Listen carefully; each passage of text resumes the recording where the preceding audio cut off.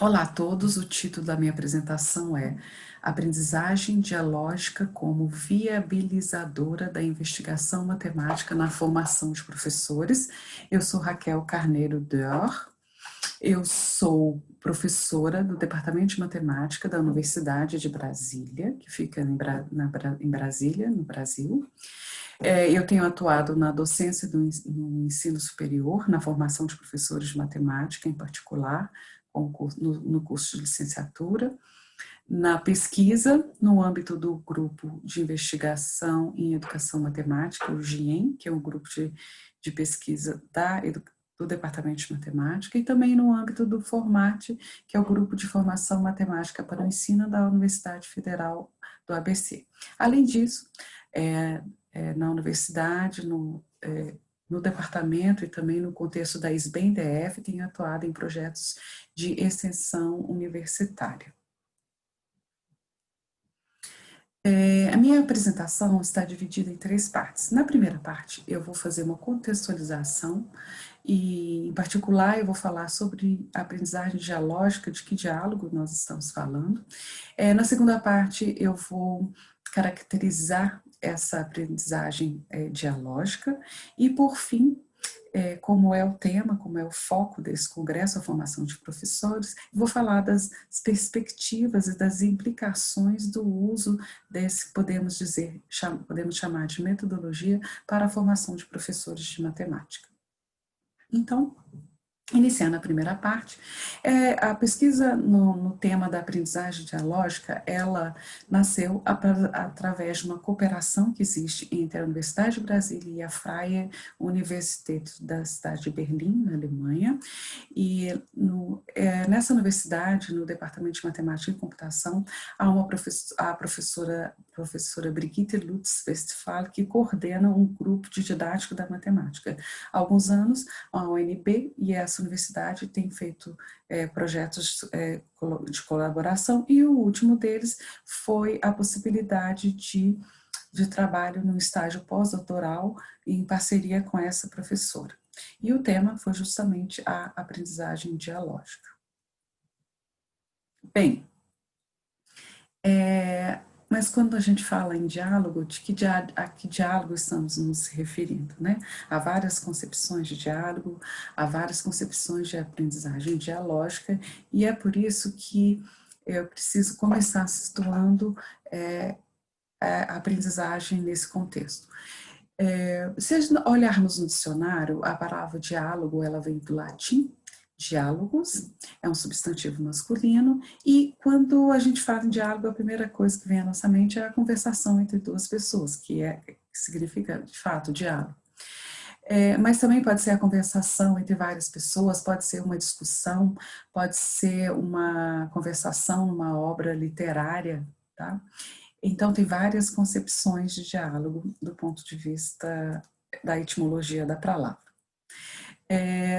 Antes de falar sobre a que diálogo estou me referindo, gostaria de frisar a importância do uso do diálogo em aulas de matemática em suas diferentes concepções, tá? Então, como eu disse, ao falarmos em diálogo, a primeira coisa que vem à nossa mente é o diálogo oralizado, que é um elemento essencial no ensino e na aprendizagem da matemática, porque o diálogo oralizado, ele possibilita a formulação dos pensamentos, a consolidação e esclarecimento, a elaboração mais significativa das ideias na mente dos estudantes, tá? Ele acontece de muitos modos, diferentes modos, e no Brasil há vários estudos a esse respeito. Ao falarmos de diálogo, não podemos deixar de mencionar Paulo Freire, que para ele o diálogo era uma prática essencial, porque ela respeita os saberes anteriores dos aprendentes, né, dos estudantes. Olhe, baseado na concepção freiriana de diálogo, também fala muito sobre, Olhe Skofsmos fala muito sobre diálogo e suas interações exploratórias, que tem muito a ver com o que a gente vai falar aqui, tá bom? E que o diálogo deve ser convidativo. Então, reforçando, o diálogo é um instrumento importantíssimo, deve ser promovido em suas diferentes concepções em aulas de matemática, pela possibilidade de formação de um espaço de discussão matemática, mas isso não é fácil. É um desafio para o professor ser capaz de propiciar a formação de um diálogo proveitoso em matemática. Proveitoso no sentido de se terem conversas matemáticas, conversas investigativas, conversas que promovam a aprendizagem dos estudantes. Bem, finalmente, a concepção de diálogo aqui apresentada é o diálogo matemático feito através da escrita. Nessa concepção, ela foi desenvolvida por dois pesquisadores, o professor Ruff e o professor Gallin. O professor Ruff é professor de alemão e o professor Gallin, professor de matemática. Em suas conversas, em seus diálogos pedagógicos, eles desenvolveram essa teoria juntos. Então, o diálogo na aprendizagem dialógica aqui apresentada, devem ser estabelecidos na prática escolar a partir de tarefas exploratórias, tarefas matemáticas investigativas e que instigue a curiosidade científica. Bom, o elemento essencial, então, nessa aprendizagem dialógica são os registros escritos dos estudantes, que na prática eles podem ser chamados, é um caderno, tá bom? No momento presencial, esses registros, então, esses registros escritos contêm todas as tarefas dos estudantes.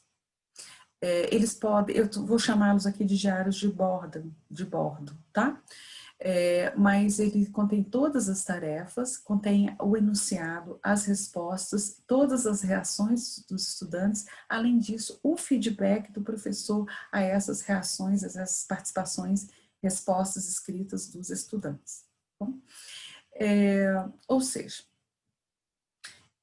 por meio dessas tarefas escritas, desse diálogo escrito, dá-se ao docente a oportunidade de promover uma tarefa matemática provocativa, investigativa, de maneira que o estudante participe ativamente na construção do conhecimento matemático. É um trabalho individual e investigativo nesse sentido, de que os alunos se envolvam na atividade, que os alunos tenham gosto por participar da atividade, não queira deixar essa atividade, sejam motivados a falar e escrever sobre matemática. Então, aqui, o diálogo e a investigação devem caminhar juntos. Bom, os autores Klink e Lutz Westphal organizaram o processo metodológico da aprendizagem investigativa por meio desse movimento cíclico e dinâmico, onde a gente pode ver aqui que tudo deve partir, a gente vê aqui no centro, tudo deve partir a partir de um objetivo, de uma ideia central, de um objetivo específico de aprendizagem. Esse objetivo e essa ideia central para a construção de uma tarefa matemática motivadora deve estar relacionados a um objetivo de aprendizagem e também aos objetivos estabelecidos no currículo. Então, parte de uma tarefa instigadora.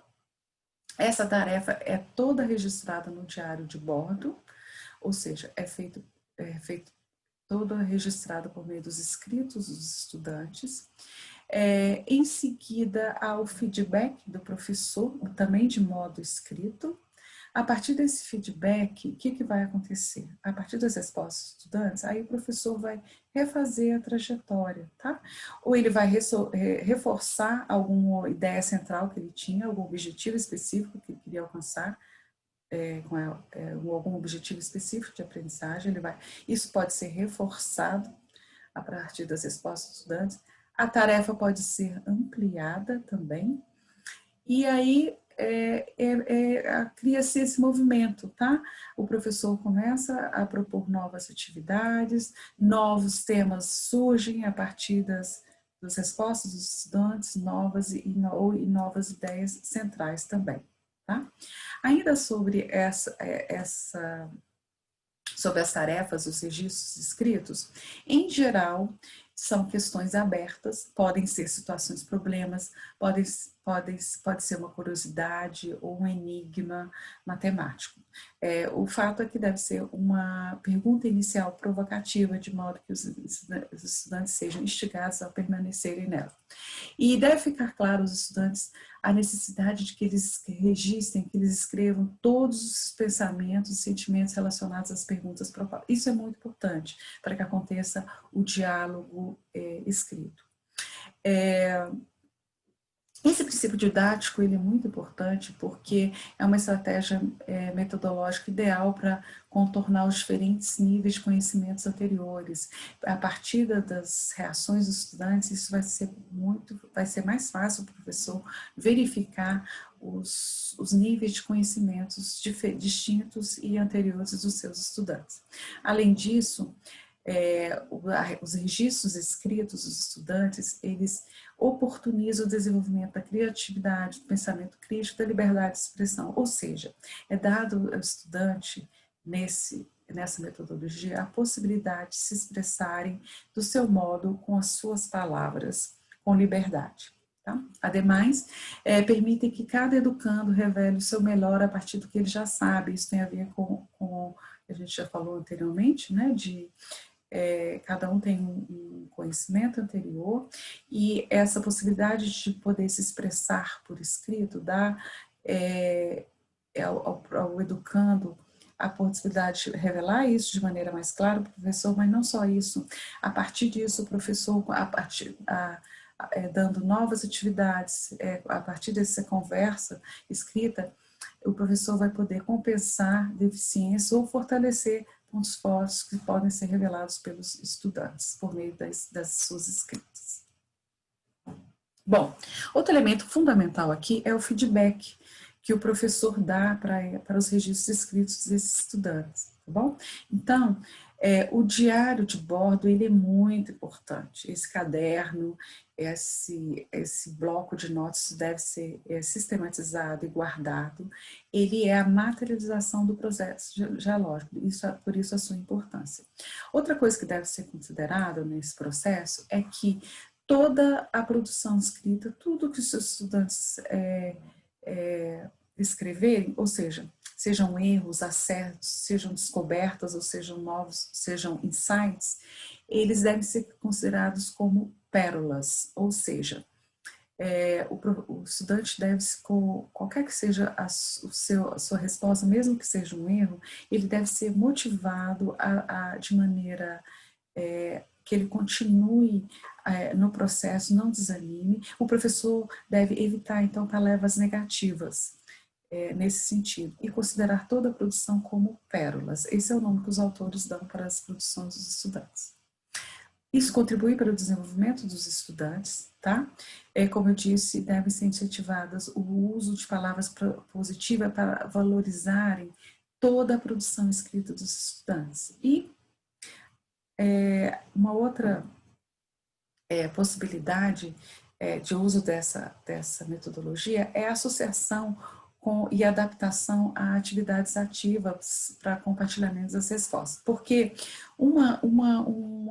na prática, uma das maneiras disso acontecer, eu estou falando aqui no contexto presencial, por exemplo, é que seja lançada essa atividade para os estudantes, em seguida que os estudantes compartilhem com seus colegas em pequenos grupos, em duplas ou em pequenos grupos, as suas respostas para que todo o grupo tenha ideia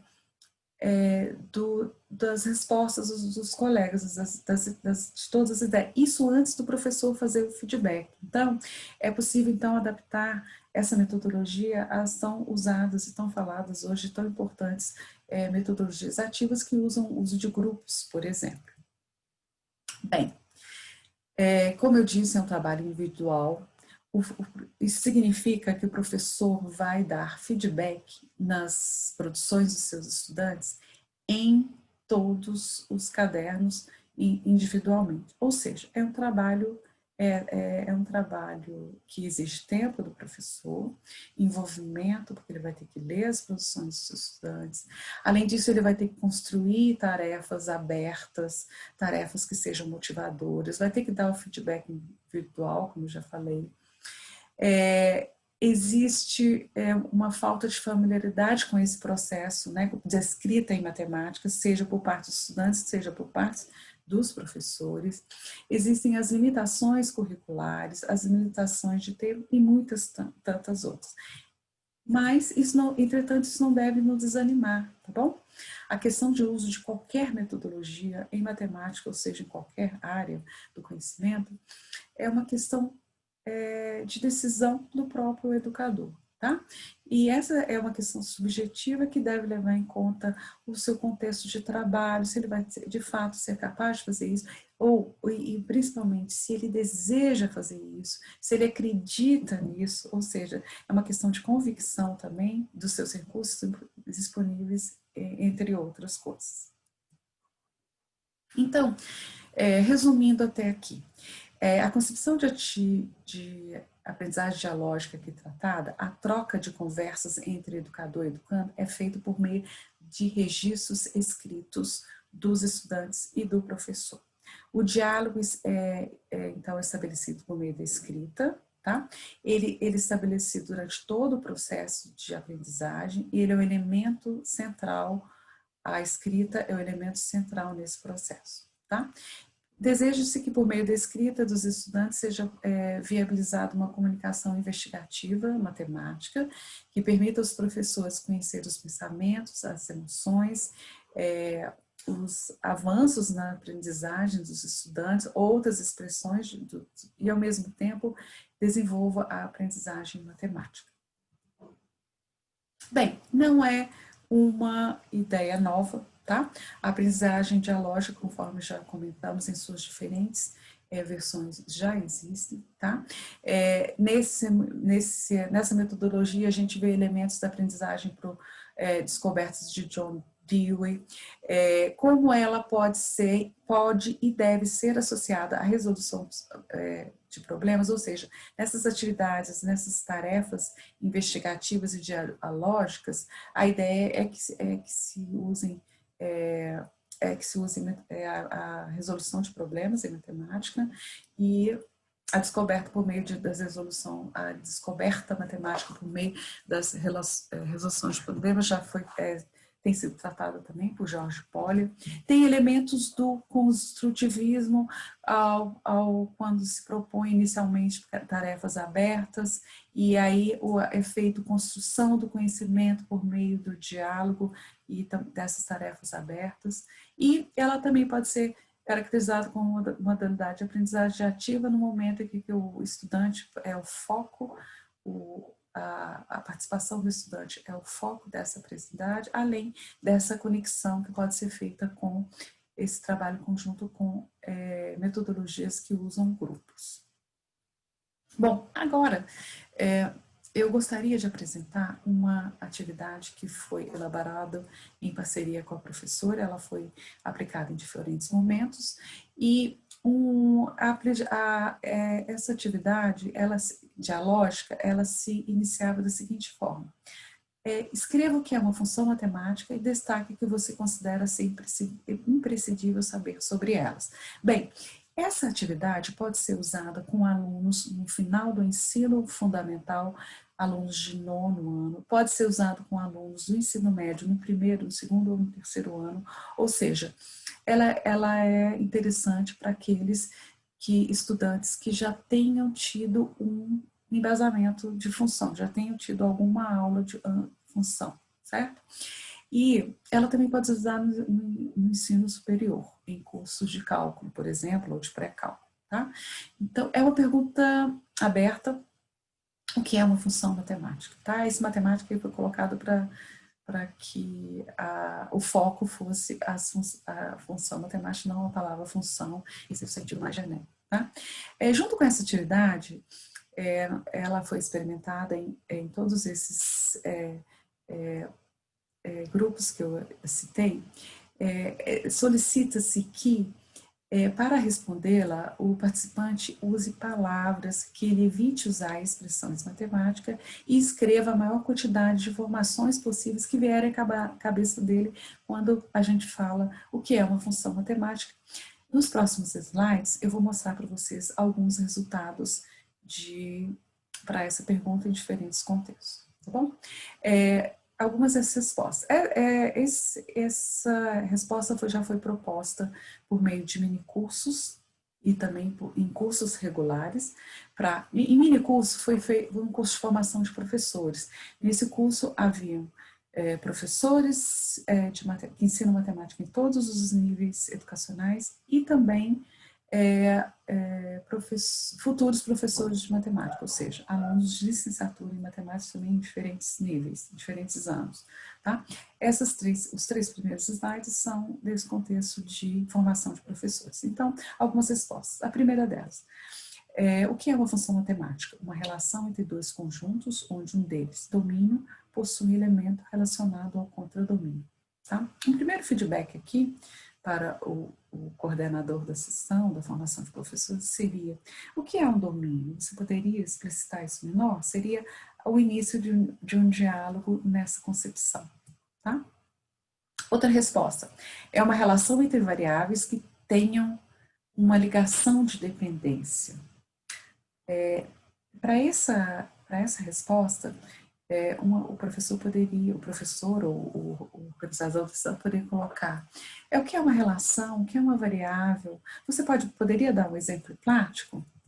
Uma função descreve um comportamento específico de um objeto X, de forma que o resultado imagem possa ser representado por um objeto Y ao final da operação.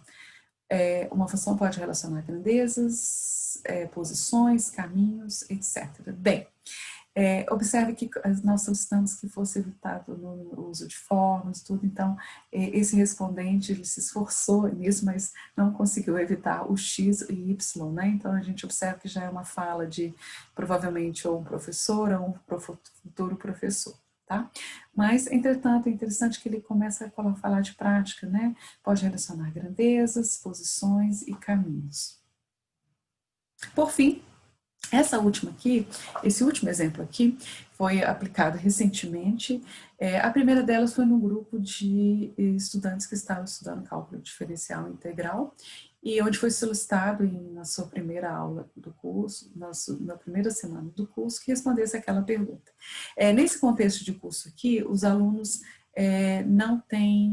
já começam o curso com uma revisão de funções, tá? E que acontece durante 2 semanas, onde é revisado os principais pontos de funções que o aluno vai precisar durante o curso.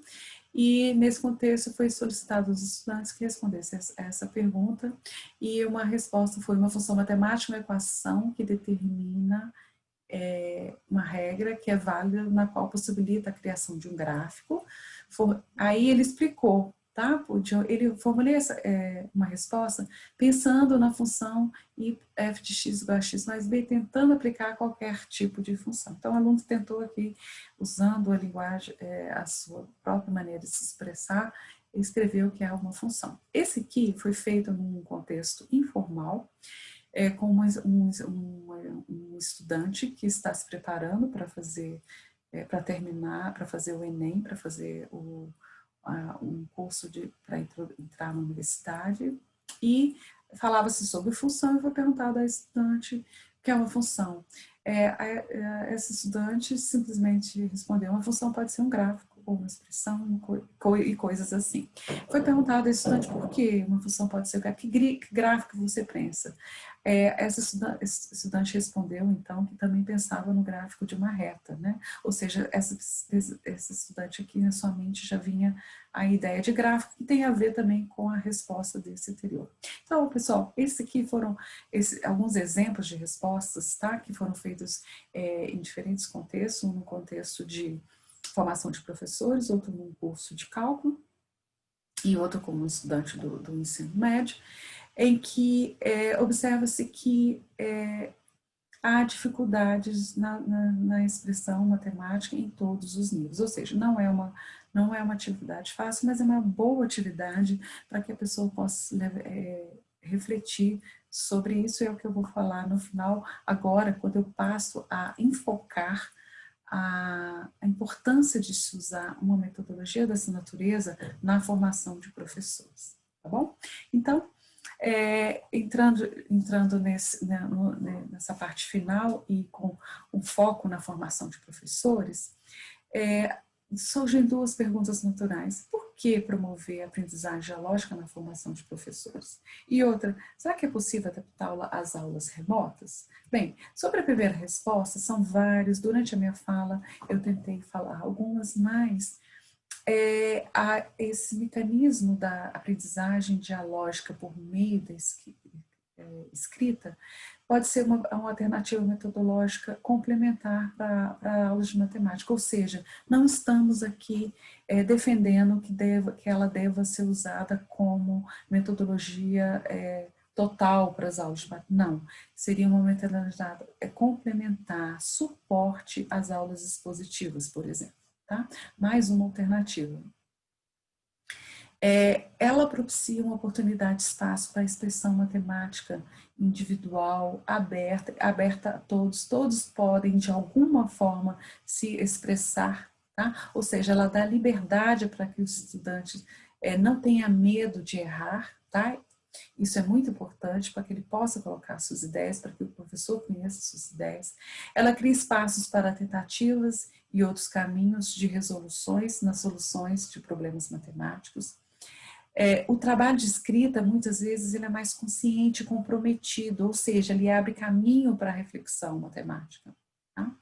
Há a possibilidade, ademais, como exige que a expressão por meio da escrita, ele abre espaço também para o trabalho colaborativo com o professor de português ou de espanhol, por exemplo. Tá? É uma boa oportunidade de desencadear um trabalho cooperativo. Tá? Acrescente-se a isso, pode-se usar em qualquer nível educacional, até mesmo com os pequeninos, onde ao invés da escrita, pedir que eles possam fazer desenhos para representar suas respostas. Tá? Algo muito importante, o resgate da leitura e da escrita em matemática, tão importantes hoje para ajudarem na expressão dos indivíduos na forma oral e na forma escrita. Exige pouquíssimos recursos materiais, se é aplicado em momentos presenciais, em momentos... o que se exige é somente um caderno de notas e um lápis ou uma caneta, tá? Viabiliza a criação de espaços investigativos e facilitadores da interação entre estudantes e docentes no momento em que o estudante compartilha com seus colegas as suas respostas e no momento que compartilha com o professor as suas produções. E deve ser associado à resolução de problemas em matemática à medida que o diálogo evolui. À medida que o aluno vai caminhando, desenvolvendo o seu diálogo com meio da escrita, o professor pode ir propondo atividades matemáticas por meio de resolução de problemas. Bem, a pergunta, né, que é importante, é possível adaptá-las às notas? Sim, e deve ser adaptada. O atual momento agora nos trouxe essa